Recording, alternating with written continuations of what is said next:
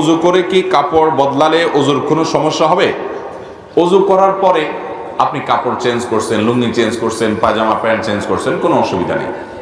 এতে যদি সতর খোলাও হয়ে যায় তার কারণে অজু ভঙ্গ হবে না। কারণ সতর উন্মুক্ত করা এটা অজু ভঙ্গের কারণের মধ্যে থেকে একটা না, বিধায় এটা অজু ভঙ্গের কারণ হবে না। আমরা অনেক সময় মনে করি অজু করার পর হাঁটুর উপরে কাপড় উঠে গেলে অজু ভেঙে যাবে, এটা আমাদের ভুল ধারণা।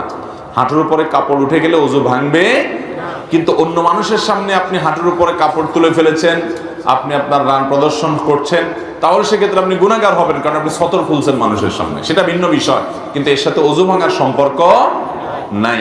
আমরা আরব দেশে অনেকে প্রবাসীরা যারা আছেন তারা দেখেন অনেক আরাবিয়ানরা অজু করে এমন ভাবে রান টান সব দেখা যায়।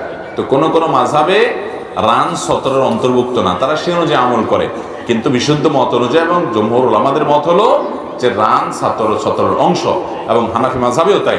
সেজন্য রান বা হাঁটুর উপরের অংশ যেন প্রদর্শন না হয় সেটা সবসময় খেয়াল রাখতে হবে, অজু থাকুক আর না থাকুক। এর সাথে অজু ভাঙার সম্পর্ক নেই।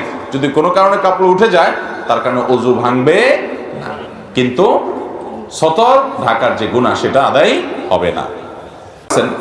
দাঁড়াতে পারেন, বসতে পারেন চেয়ারে, কিন্তু রুকু বা সিজদা করার জন্য পিঠ বা কোমর ভাঙতে পারেন না, এত অসুস্থ।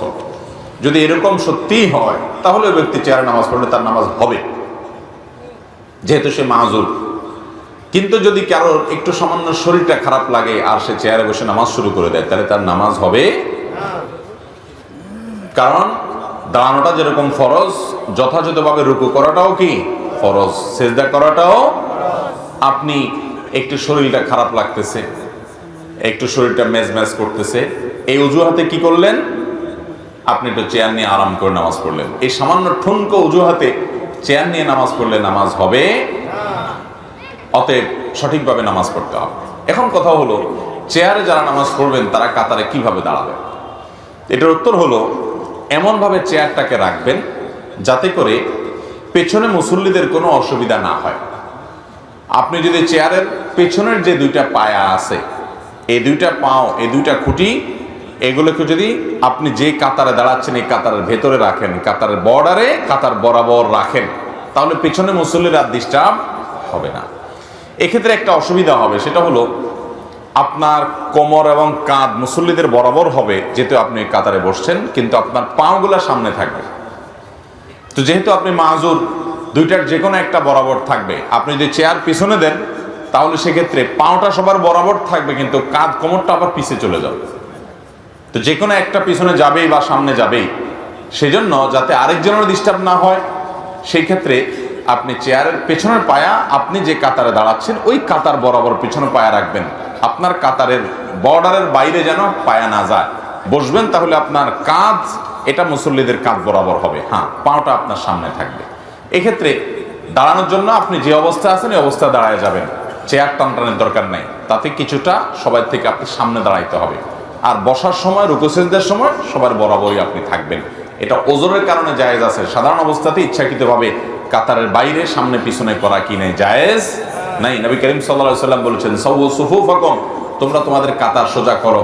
ফাইন্না তাসওয়িয়াতাস সুফুফি মিন ইকামাতিস সালাহ, কারণ কাতার সোজা করা নামাজ কায়েম করার অংশ।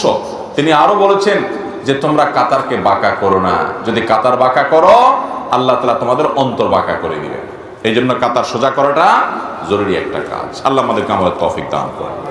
অজু করার সময় যদি অজুর কোনো একটা নিয়ম ভুলে যায় অথবা অজুর শুরুতে বিসমিল্লাহ পড়তে ভুলে যায়, তাহলে করণীয় কি? দেখতে হবে অজুর কোন জিনিসটা ভুলে গেছে। অজুর একটা কাজ ফরজ, হাত ধোয়া, সেটা ভুলে গেছে, অথবা মাথা মাসা করা ফরজ, এটা সে ভুলে গেছে, তাহলে তার অজু হয় নাই, ওইটা তাকে করতেই হবে, না হলে অজু হবে না। এটার কোনো কাফারা চলবে না, ওই কাজটাই তাকে করতে হবে যদি ফরজ ভুলে যায়। আর যদি সুন্নাত ভুলে যায়, যেমন বিসমিল্লাহ বলতে ভুলে গেছে, তাহলে তার অজু হয়ে যাবে। কারণ হলো এটা কি না, ফরজও না ওয়াজিবও না, ফরজ ও ওয়াজিব না যেহেতু, অতএব এটার কারণে তার অজু ক্ষতি হবে না, অজু হয়ে যাবে।